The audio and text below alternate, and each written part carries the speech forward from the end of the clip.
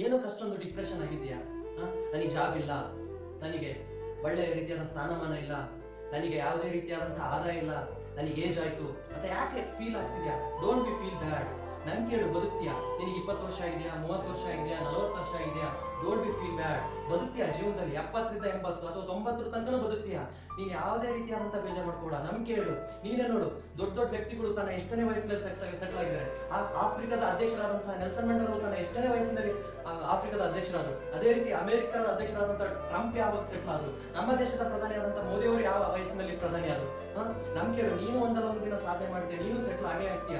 ಜೀವನದಲ್ಲಿ ಎರಡು ನಂಬಿಕೆ ಇಡು, ಎರಡು ನೆನಪಲ್ಲಿಡು. ಎರಡು ಯಾವಪ್ಪ ಅಂದ್ರೆ, ಎಲ್ಲಾ ಇರುವಂತ ವ್ಯಕ್ತಿನೂ ಸಾಯ್ತಾನೆ, ಏನೂ ಇಲ್ಲದೆ ಇರುವಂತ ವ್ಯಕ್ತಿನೂ ಸಾಯ್ತಾನೆ. ಅಂದ್ರೆ ಎಲ್ಲಾ ಇರುವಂತ ಬಂಗ್ಲೆ, ಕಾರು, ಹಣ, ಐಶ್ವರ್ಯ ಎಲ್ಲಾ ಇರುವಂತ ವ್ಯಕ್ತಿನೂ ಸಾಯ್ತಾನೆ, ಏನೂ ಇಲ್ಲದೆ ಇರುವಂತಹ ವ್ಯಕ್ತಿ ಅಂದ್ರೆ ಬಡ ವ್ಯಕ್ತಿನೂ ಸಾಯ್ತಾನೆ ಅಂತ ಅಂದ್ಮೇಲೆ ಇಬ್ಬರ ಜೀವನವೂ ಸಹ ಎಂಡ್ ಆಗೇ ಆಗುತ್ತೆ. ಹಂಗಂದ್ಮೇಲೆ ಇರುವಂತ ಒಂದು ಬದುಕಲ್ಲಿ ಪ್ರತಿ ಕ್ಷಣನೂ ಬರುತ್ತಾ ಹ್ಯಾಪಿಯಾಗಿ ಖುಷಿಯಾಗಿ ಜೀವನ ಲೀಡ್ ಮಾಡೋಣ. ಅದೇ ರೀತಿಯಾಗಿ ಸ್ನೇಹಿತರ ಜೊತೆಗೆ, ತಂದೆ ತಾಯಿ ಜೊತೆಗೆ ಖುಷಿಯಾಗಿ ಬದುಕೋಣ.